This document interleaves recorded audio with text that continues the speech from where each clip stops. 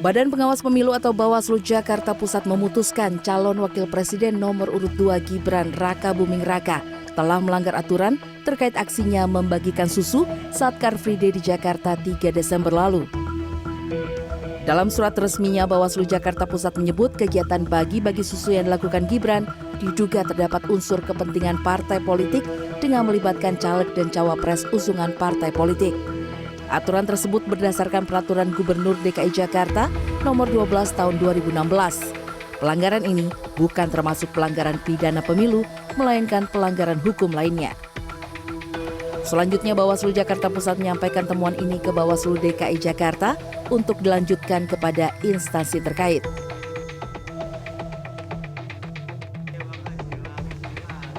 Dalam konferensi persnya Kamis malam, Wakil Ketua Tim Kampanye Nasional Prabowo Gibran Habibur Rahman menyebut dokumen yang diterbitkan Bawaslu Jakarta Pusat hanya berupa rekomendasi dan bukanlah putusan. Selain itu, ia juga menegaskan Bawaslu Jakarta Pusat tidak mempunyai kewenangan memutuskan Gibran melanggar Pergub. Secara faktual, kegiatan Gibran Raka Buming Raka di Arena HBKB pada tanggal 3 Desember 2023 bukanlah kegiatan partai politik, ya. Dan dengan demikian tidak melanggar ketentuan pasal 7 Peraturan Gubernur Nomor 12 Tahun 2016. Ya. Kamis sore, Kongres Pemuda Indonesia DKI Jakarta melaporkan Bawaslu Jakarta Pusat ke kantor Dewan Kehormatan Penyelenggara Pemilu atau DKPP di Jalan MH Tamrin. Dalam laporan ini, sejumlah anggota Bawaslu Jakarta Pusat dilaporkan terkait dugaan ketidakprofesionalan dalam penanganan persoalan pembagian susu oleh cawapres nomor urut 2 Gibran Raka Buming Raka di Car Free Day beberapa waktu lalu. Adapun pasal yang dilaporkan ialah pasal 8C dan 8D Peraturan DKPP nomor 2 tahun 2017 terkait penyelenggara pemilu tidak boleh mengeluarkan pendapat atau isu yang sedang terjadi dalam proses pemilu. Ada beberapa anggota Bawaslu ya yang mengeluarkan pendapat, mengeluarkan statement terkait dengan kasus yang katanya masih diproses. Tapi dia sudah menyampaikan ini berpotensi melanggar Pergub DKI ya terkait dengan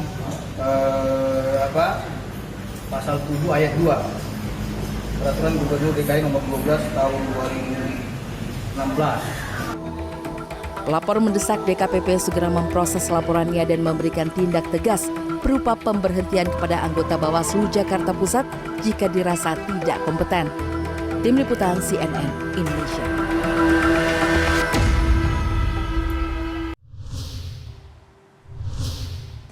Dampak politik apa saja yang berpotensi timbul akibat keputusan Bawaslu terhadap Gibran? Lalu bagaimana pengaruhnya terhadap elektabilitas paslon nomor urut 2? Akan saya bahas bersama dengan pengamat politik Universitas Al-Azhar, Ujang Komarudin. Selamat malam, Kang Ujang. Selamat malam, Mbak Caca. Assalamualaikum. Waalaikumsalam, Kang Ujang. Apa nih pengaruhnya terhadap elektabilitas, survei, potensinya menurunkan atau justru sebenarnya ini sebaliknya malah membuat semakin populer, semakin dibicarakan?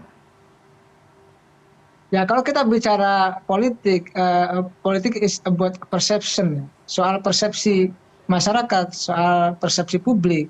Jadi kalau persepsi di masyarakat itu baik, ya kemungkinan besar ya akan berimpact baik kepada Gibran. Tetapi kalau negatif, ya maka akan merugikan Gibran itu sendiri.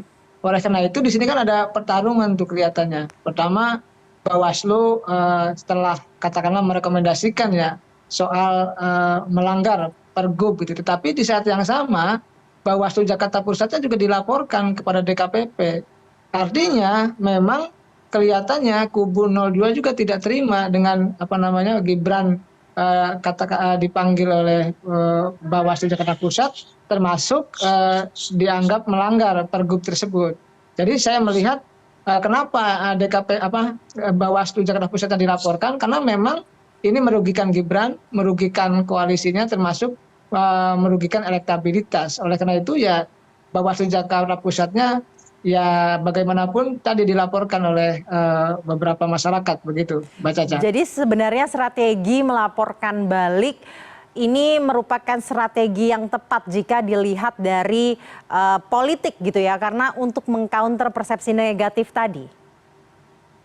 Iya kan di media, di teman-teman media, saya diwawancara beberapa media gitu, bahkan mengatakan bahwa Gibran dianggap melanggar, Gibran dianggap salah, bahkan diadu-adu tuh antara Bawaslu Jakarta Pusat dengan Bawaslu Pusat. Bahwa katanya kalau Jakarta Pusat mengatakan Bawaslu-nya melanggar, sedangkan Bawaslu Pusatnya menganggap tidak. Padahal keputusannya kan kita tadi saksikan, sudah ditayangkan CNN tadi di depan, bahwa itulah bukan pelanggaran pemilu. Artinya kan kalau saya melihat bukan pidana pemilu juga. Nah, yang dikhawatirkan oleh pasangan Gibran adalah berimpact pada persoalan pelanggaran pemilu. Kalau pelanggaran pemilu kan tentu akan repot, akan merugikan Gibran beserta partai koalisinya. Oleh karena itu ya kelihatannya tim dari TKN, termasuk tadi ada yang melaporkan juga tuh bagian daripada countering ya, atau mengcounter hal-hal yang akan berefek negatif kepada Gibran. Karena bagaimanapun saya melihat gitu ya, kalau misalkan Bawaslu Jakarta Pusatnya dibiarkan gitu dengan kewenangannya, lalu Gibran dirugikan dengan persepsi negatif di mata publik, maka ya seolah-olah Gibran menjadi salah. Seolah-olah Gibran melanggar, padahal pelanggarannya adalah pelanggaran pergub, bukan pelanggaran pemilu itu sendiri. Jadi ya disitulah sebenarnya pertarungan politik di lapangan ketika Bawaslu Jakarta Pusatnya dilaporkan. Dan ke depan tentu kita kan ingin bersaing atau berkontestasi dengan fair ya. Artinya keadilan harus ditegakkan, ya siapapun ketika bersalah ya harus bertanggung jawab, tetapi dengan proporsinya, sesuai dengan proporsi kesalahannya. Kalau salah ya silakan ditindak, disanksi sesuai dengan peraturan perundang-undangan. Tapi kalau tidak ya dibebaskan. Seperti itu, itulah dinamika dalam berdemokrasi. Karena begini, demokrasi, apa? Kang Ujang tadi kan Kang Ujang sempat menyatakan bahwa ini kan diputuskan, diduga bukan pelanggaran pemilu tapi pelanggaran hukum lain. Tadi melanggar pergub. Sebenarnya implikasinya apa untuk Gibran? Ya implikasinya Gibran dianggap melanggar apapun itu. Ya target utamanya itu kan pelanggaran pemilu, pidana pemilu. Tapi yang ditemukan mungkin oleh Bawaslu adalah pelanggaran terkait dengan pergub tersebut. Jadi saya melihat ya apapun itu terkait dengan persepsi negatif ya publik, apalagi lawan politik Gibran itu sedang mencari-cari kesalahan dari pasangan kubu 02 begitu. Pelanggaran pergub ini, ketika ada kesalahan. Kang Ujang, pelanggaran pergub ini akan berimplikasi hukum atau secara administratif saja sebenarnya? Kalau saya sih melihat ya, saya tidak paham terkait dengan hukum ya. Harus ditanya ke pakar hukum, tapi kelihatannya sifatnya rekomendasi.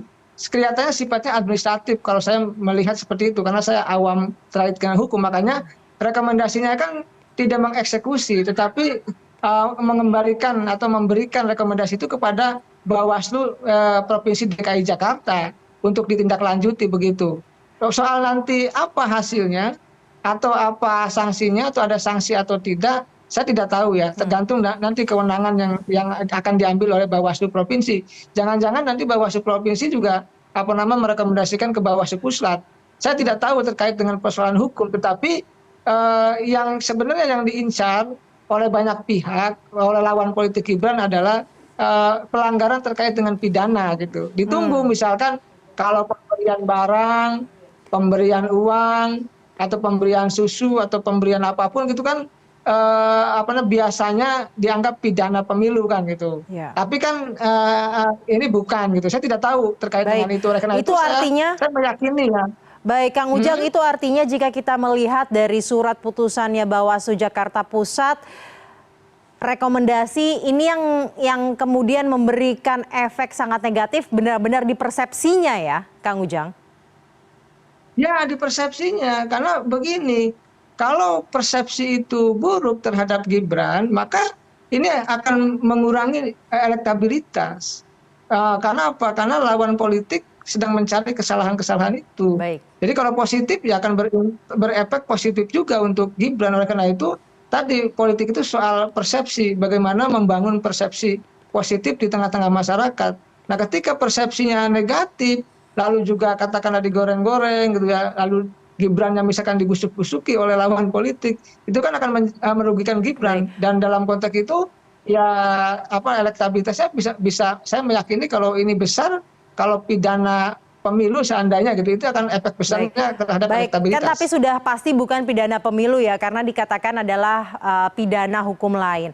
Nah, kalau efek negatifnya untuk Gibran ini benar-benar terjadi, apakah kemudian akan memberikan efek positif bagi dua paslon lainnya, atau sebenarnya nggak ada efek apa-apa untuk dua paslon lainnya? Ya, saya melihat sedikit banyak berefek, cuma berefeknya kemana? Apakah ke pasangan Amin atau Ganjar Mahfud? Ini kan harus dilihat secara objektif ya, artinya harus dilakukan survei yang objektif untuk melihat asumsi itu. Karena indikator, parameter, ukuran terkait dengan apakah kalau berefek negatif akan berefek positif kepada kandidat lain mungkin, tetapi kemana? Kita juga belum tahu, karena itu harus dilakukan tadi survei yang objektif di masyarakat. Oleh karena itu tadi kan kita begini, politik itu kan kalau ada 3 bejana, kalau bejana yang satu gitu ya itu rusak, itu negatif, maka bejana yang lain itu akan diuntungkan. Baik. Akan positif. Nah, tetapi persoalannya apakah yang mendapat efek positif itu pasangan Amin atau Ganjar Mahfud, kita tidak tahu. Oleh karena itu ini kan menjadi perhatian tuh, perhatian dari tim ya. Baik, Kang Ujang, setidaknya walaupun tidak ada efek positif bagi dua pasangan calon lain, tapi berpotensi menurunkan elektabilitas paslon nomor urut 2 yang saat ini berada di paling atas. Setidaknya seperti itu ya, Kang Ujang, singkat saja. Iya betul, karena begini, pasangan 02 itu kan ingin menang 1 putaran. Nah, kalau di tengah jalan ada masalah, di tengah jalan ada persoalan, katakanlah ada efek negatif terkait dengan persoalan tadi ya, pelanggaran di Car Free Day itu, bagi-bagi susu itu kan akan menyulitkan untuk mereka bersemangat untuk menang 1 putaran.